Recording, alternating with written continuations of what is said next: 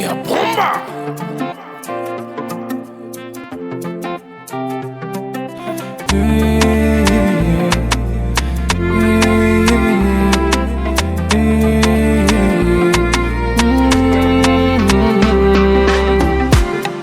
Ifamaruni ita fanore kifanga na vita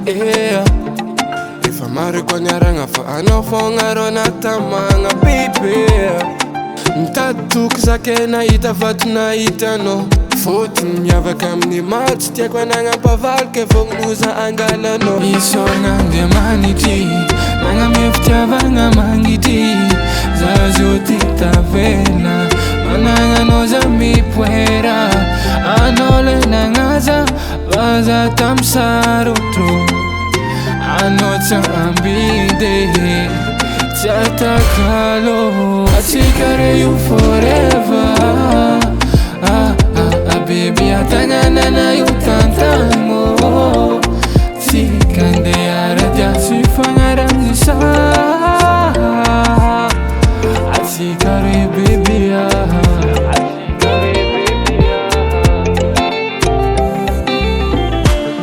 Ifamar problema not sinyala fani jurti fo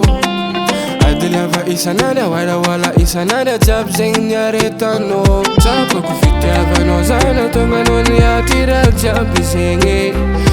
Anga tanga amnyala chika weti sara kazis kama kwe Iso nange maniti Nanga miftava nga mangiti Zazo tita vela Mananga no zami puera Anole nangaza Vaza tamsaruto Anotsa ambide Chata kalo Atikare you forever Baby atangana na you tantamo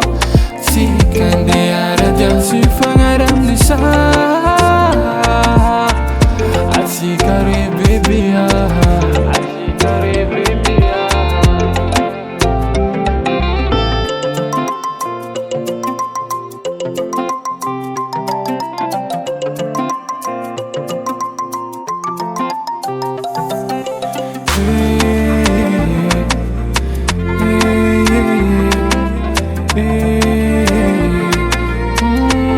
Atikare you forever